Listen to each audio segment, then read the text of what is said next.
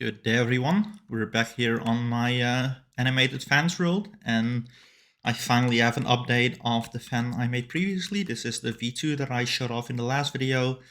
This is still more or less the same fan, but I also have just some stuff to help explain it, a few slightly larger versions, and one giant version that you definitely should not build, or anyone should no one should build that. So how is this refined a little bit? Well, I have a selector panel here, which I can just click to get the number of fan blades that I want.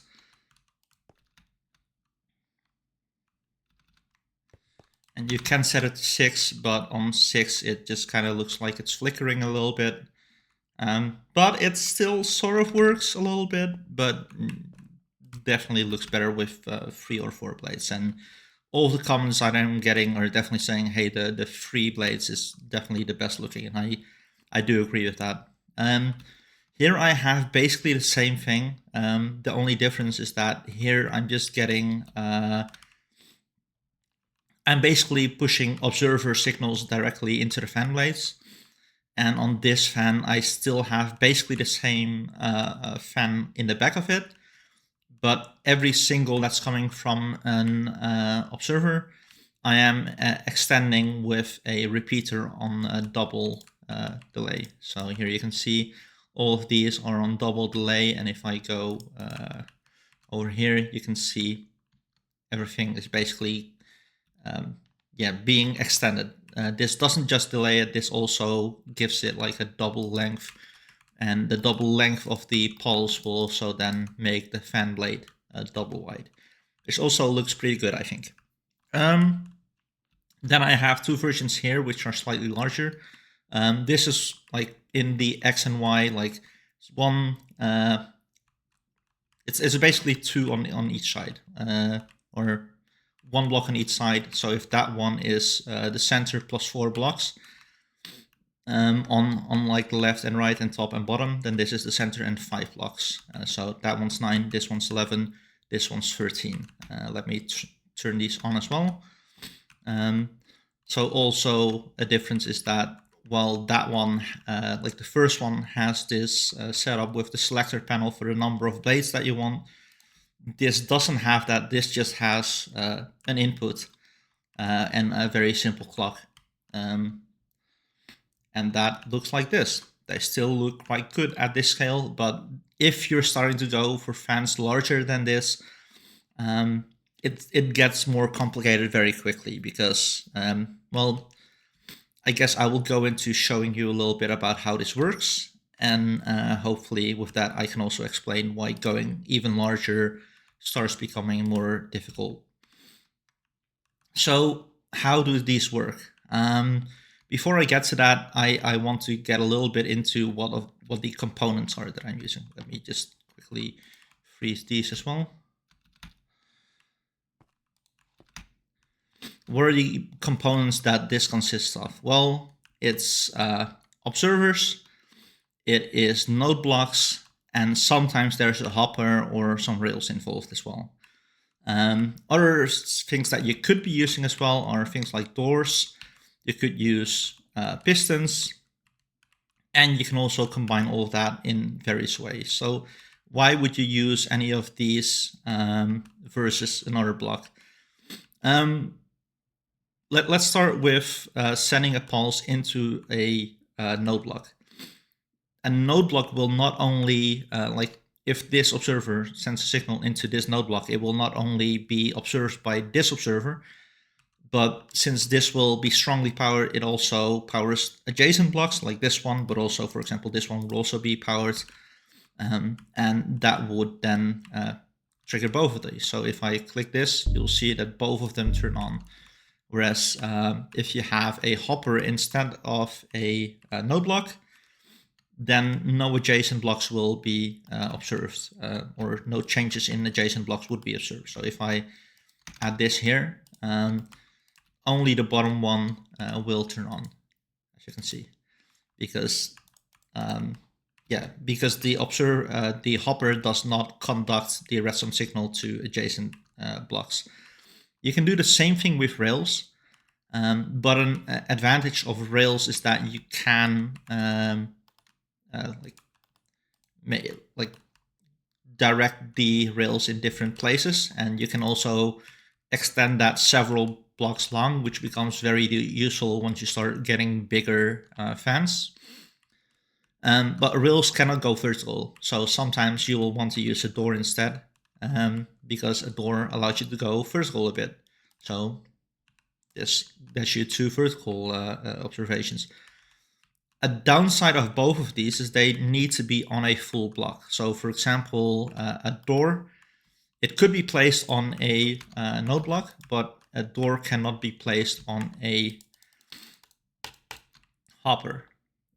So that makes it slightly less versatile. And of course, rails can actually be placed on hoppers, but they always need some supporting block. And if that supporting block is a node block, then it's not isolated from that. So this will still power both of them, because this will be powered by the node block being strongly powered.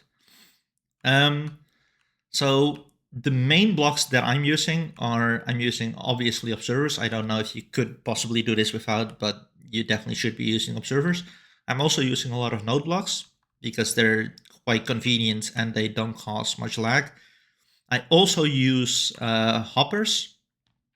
Hoppers because they don't conduct any signal to adjacent blocks, which can be very useful when you're trying to isolate a signal output to one specific block. Instead of hoppers, I could also be using copper bulbs. They have kind of the same attributes, but they do change the lighting. So they cause lighting updates. I don't know if the lighting updates or one of the reasons not to use hoppers a lot is because they can be kind of laggy. I don't know if the lagginess of hoppers is better or worse than the lagginess of a copper bulb. I suspect that probably in a setup like in a setup like this, probably the hoppers will be quite laggy. But this also I'll get back to this in a little bit.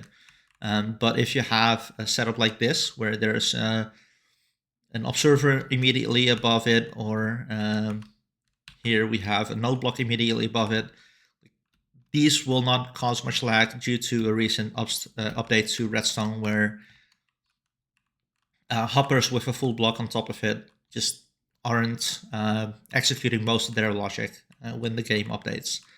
So all of this can be used. I'm using mainly node blocks, I'm using hoppers, and I am using obviously observers. Observers don't only send signals, but they can also observe a different observer. So that's also very useful. Something else is that you can combine all of these things. So for example, here I'm only getting one observer output from this node block, and I'm powering this, but because this is strongly powered, the door is also powered, and because this is strongly powered, it also powers this redstone dust, which then powers this node block, which then also powers this door. So when I just click this, then all of this immediately gets activated. So one more thing about hoppers that's quite useful. I don't really use it in any of these fans, but I make a ton of use of it in that giant fan over there, is that it's a transparent block, similar to this, which is also a transparent block. What that means is that, well, there's two things that it means. First, if I have, for example, this here, I have this here, and I have a redstone signal like this. Oh, I'm supposed to remove that. There is that the signal will not go down because it's a transparent block. But on the other end, if I power it from this direction, right, and I go here, then the signal goes up the same way that it would with glass. But a difference between glass and hoppers is that I can observe both that the hopper is being disabled by the redstone power, and I can also observe the redstone on top. So I have a small demo of that over here behind, or here. Basically, I have the redstone stair stepping its way all the way up to these hoppers, and these observers looking into the hoppers and the redstone are seeing not only that the redstone turns on, but also that the hoppers are being locked. So when I click this node block and I send signal into that, you will see all of them turn on. So that's one of the reasons why hoppers can be very useful as well. And as I said, the same thing could be done with copper bulbs. So one of the questions I also got was, how do you make these fans? And I'm going to kind of answer it in two ways. First, I'm going to show you this. This is basically an exploded view of that fan over there or that fan over there. So the front layer, which has basically all of this, and then it has the copper surrounding it. This is just blocks and trapdoors. Very simple. The second layer is basically just observers sending the signal into this wall. So very, very simple. And the third layer is this, which is basically the main thing that all of these observers are observing. So all these observers are observing that, for example, the node blocks are being powered, or that the observers are observing something. And that's basically, all of these are doing that. And this is just sending a signal in a big circle like that. And then here I have basically the inner piece. This is for the, you probably would have noticed, like there's a hole in here and there's a hole in here. This slots through these holes to basically take care of the middle, the middle circle of trapdoors. And these need a slightly different timing, mainly because the way I have it set up is that like this pixel isn't only enabled for the purple frame, but it's also enabled for the magenta frame. And the same is true for each of these corner pixels. And because they're activated for the two different animation frames, this needs to be quite different. But yeah, this basically slides all together, and then you have a working fan. So that's, I'll go over here so that you can clearly see it. So if you want to copy it, and I'll do the same here as well. And this is node block, observer. These are repeaters on single delay. Yeah, and these are just observers going in a circle and observers sending their signal into the middle. Yeah, that's basically how this, like if you want to copy it, you can copy from there. Now I'm going to go a little bit more into how do you come up with a pattern like this one. And for that, I'm going over here. So as I showed in the previous video, what I do is I make basically a visualization using different colors of wool to figure out what's frame 1, what's frame 2, or what are all the different fan positions, right?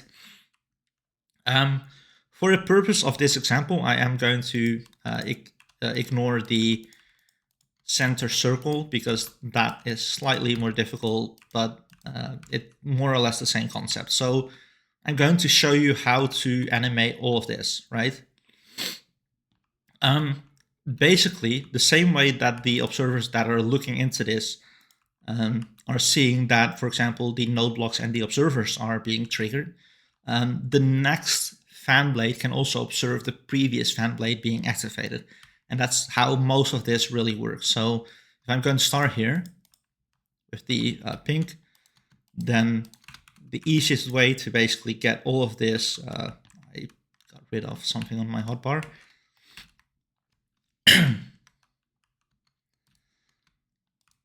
So when this is activated, the next tick, this will be activated. and then the next frame, this will be activated. And all of this can be observed by... So I'm going to do one thing here. Normally I might place a node block here, but I'm going to place a hopper here. That's because getting this this line of wool to be activated means that I will observe this and this. And yeah, let me quickly check. Yeah, I can, I think. Yes, okay. I think I can go like this, but I'm not sure if that's quite correct. I think there is an issue with that, but we'll see. If there is an issue, then we'll discover that a little bit later. So let's continue this pattern. So we keep looking at the previous frame and then just adding observers and node blocks as needed. I'm going to just put the hopper here as well. And then I'm going to observe all of this. So this one has one slight difference already, which is that I cannot just, I can put this, but this block would not be observable. This block would not be changing. And that's because this one is only sending here and this one has nothing to observe. But since this observer is strongly powering this node block, I can just put another node block here. Even though I'm not going to be observing it from the fan perspective, I can use it for the next fan blade to observe that. And then I'm just going to continue again. There. That's the dark green one.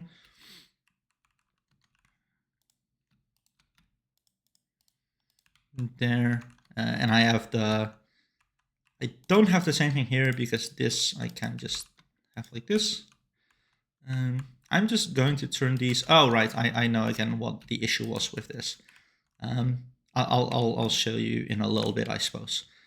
Actually, let me just return this and just continue going around the circle first.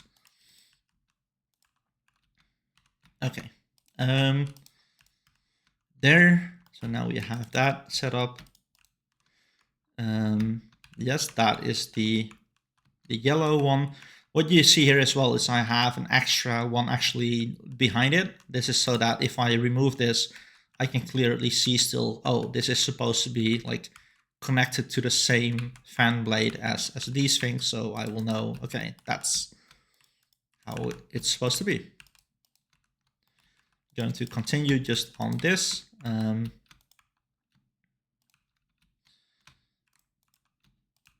There.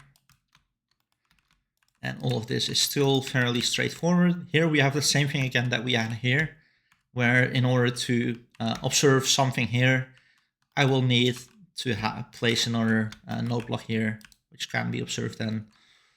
And then, yes, let's see. Now I'm going to turn off my block sounds real quick.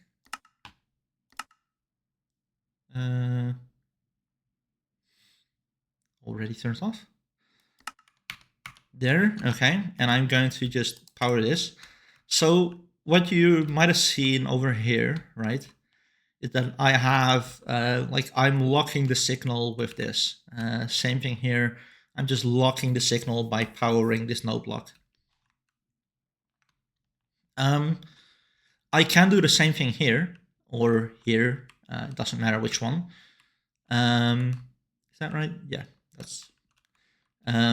So for example, if I just put redstone dust here, let's see how I'm going to. I can just put like there. So that stops the signal except for the center line, and we kind of want to be able to stop the entire clock. So how are we going to do this? Well, basically we want this line to be depending on the surrounding clock. How can we do that? Well, if we look behind here, we can see that these are all brown, and this is being strongly powered. So I can replace this with a node block. And now if I put a hopper here, the result is that this powering this hopper no longer automatically triggers this, but this powering this node block will also trigger this node block, and they're the same color, so that's what we want. So now we can easily lock the entire clock basically from just this one lever. And you don't strictly have to do that for the whole thing, but I do like to do that for the whole thing, just so that you kind of have a rotational symmetry. So there. So now you can see there's like there's a symmetry to this. It's very nicely symmetrical. You could even, let's say, there. Do I need that? I don't. There. So now it's basically a completely, I think it's completely symmetrical, and I think that it's also, yeah, this will also just lock the whole thing. So that's why I have the hoppers in all of the corners, and why I have the node blocks here instead of the observers. Basically just so that I can isolate it with just this one lever. Yeah, that's basically how you make these, and also how you can scale them up a little bit. Basically just make a larger pattern for your fan blades, but at some point, so for example, if I go